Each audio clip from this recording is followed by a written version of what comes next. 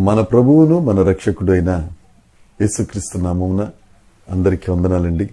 దేవునికి స్తోత్రాలు. మన దేవుడు, మన తండ్రి, మన రాజు, మన ప్రభువు, మనల్ని ప్రేమించుచున్నవాడు మనకు అనుగ్రహించిన ఈ నూతన దినమును బట్టి సమస్త మహిమ ఘనత ప్రభావములు యేసయ్యకే చెందునుగాక. ఆ గొప్ప దేవుడు ఈ నూతన దినములో మనకిచ్చిన కృపావార్త దేవుని యొక్క వాగ్దానం. యెషయా గ్రంథము 61వ అధ్యాయము 7వ వచనము. మీ అవమానమునకు ప్రతిగా రెట్టింపు ఘనత నొందుదురు, నిందకు ప్రతిగా తాము పొందిన భాగమును అనుభవించుదురు. వారు సంతోషింతురు, వారు తమ దేశంలో రెట్టింపు భాగమునకు కర్తలగుదురు, నిత్యానందము వారికి కలుగును. దేవునికి స్తోత్రం కలుగును గాక, దేవునికి మహిమ కలుగును గాక. ఎంత గొప్ప దేవుడండి మన దేవుడు. అవమానమునకు ప్రతిగా రెట్టింపు ఘనత, రెట్టింపు ఘనత.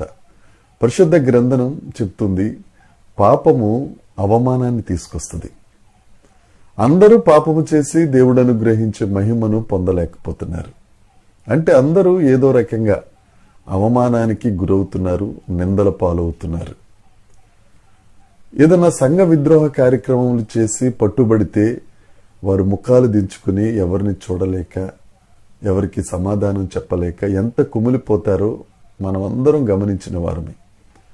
మనం కూడా ఏదో ఒక పరిస్థితుల్లో కుటుంబంలో కానీ, సంఘంలో కానీ, సమాజంలో కానీ ఏదో ఒక తప్పు చేసిన వారమే, ఏదో రకంగా అవమానపరచబడిన వారమే. అయితే ఈ అవమానమును రెట్టింపు ఘనతగా చేస్తానని ఈ దినాన్న దేవుడు మనతో వాగ్దానం చేస్తున్నారు.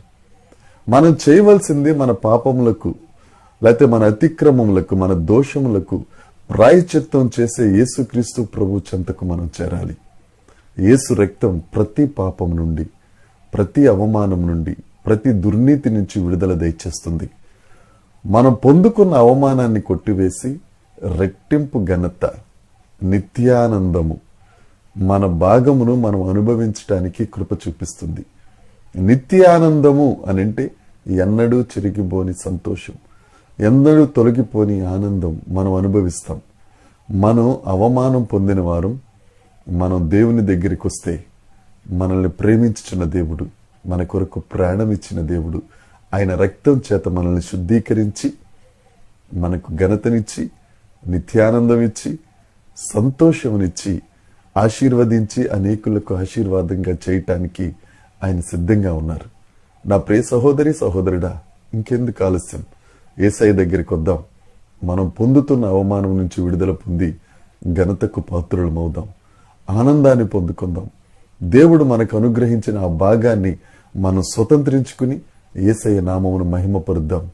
దేవుడు ఈ వాగ్దానమును దీవించునుగాక, మనందరి వినికిడిలో నెరవేర్చునుగాక.